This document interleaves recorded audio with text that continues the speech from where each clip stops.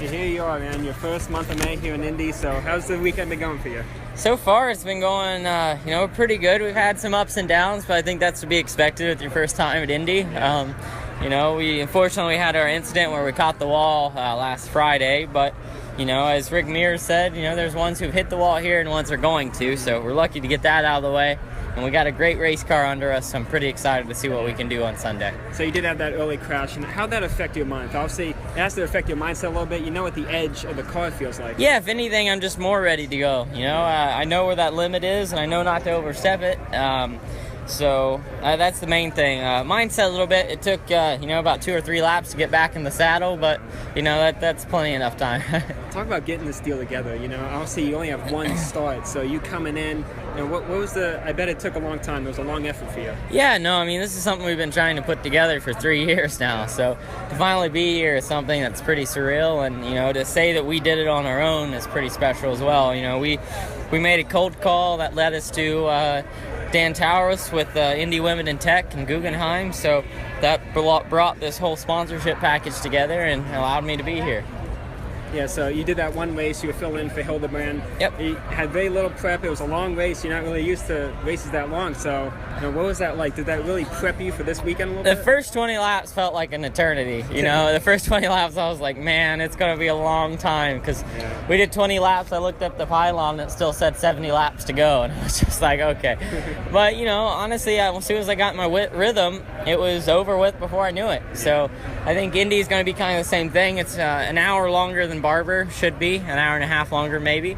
So we just got to make sure we're hitting our marks right, staying in a rhythm and just responding to everything that comes, not really having a set plan, because the problem is when you get expectations, you get let down. So we just need to have an open mind and do the best we can.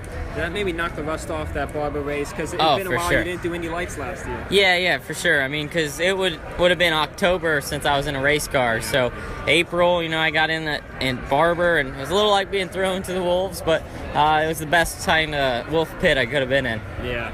So how is this place in an Indy car? How does it respond to you compared to an Indy Lights car? Man, it's non-forgiving. That's Indy Lights car. You can get around here and you have some forgiveness. If you make a mistake, and an Indy car, there's no forgiveness. You got to really be on it 100% of the time and make sure that you're doing your best to do everything right. So it's just it's a lot thinner tightrope that goes a lot longer that you have to walk. Right. So I think that's the best way to put it. You became an author back in 2010. I did. You wrote about, pretty much being a teenager, 16 or younger, stuff like that. It's a scary time for a lot of kids. You've had, you're doing what you love here. Yeah. So how important is it to you to show the kids that you can do what you love if you really believe in yourself? Well, I think, if you have the best career in your life and you don't change anyone else's along the way, you really didn't do anything at all. Mm-hmm. We're all in this together, and I love racing, I love motorsports, but I want to help people along the way, and luckily racing's been giving me the opportunity to help people. It gave me a stage to get in front of, and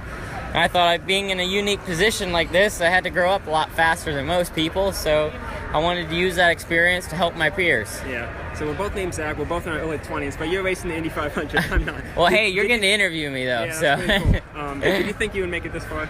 I always wanted to. I hoped. It's hard to tell if you're actually going to make it or not, but I think the most valuable aspect anybody can have in their entire life is hope. Mm-hmm. And we just hoped and had faith that it would work out, and it has. So I'm just extremely thankful and lucky. Yeah, it's an iconic American race, iconic American car owner, AJ Foyt. Yeah. It's quite the company, would you say? Yeah, I wouldn't want to be anywhere else, that's for sure. Yeah. Has he given you any pointers? Have you seen him a little bit this month? He's given me a lot of pointers. Some of them I can't really share. Yeah.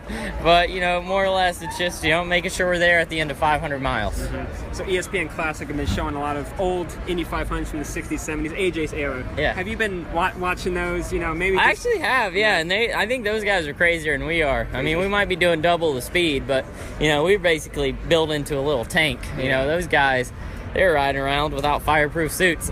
Crazy. So Sunday's pre-race. Yeah. I bet you've never experienced anything like that before. Just all the people, all the accolades, everything. What do you think it's gonna? I think that's when it's gonna hit me for sure. 100%. That's when it's gonna hit me, just because when I do driver introductions to see the people and I hear back home again in Indiana, that's gonna be the moment that I realize that everything's come true. Yeah. What's the rest of the season look like for you? Hopefully we can get back in the saddle towards the end of the year, but right now we're just focusing on 2018. I think there's a pretty good chance we could be running full time if things go the right way. So we just got to make sure we're doing everything we can once we get out of the race car here to get back in one. Yeah. Are you ready for full time, you think? Hell yeah. There you are? Okay. We appreciate it. Thank you. Best of luck. Thank you.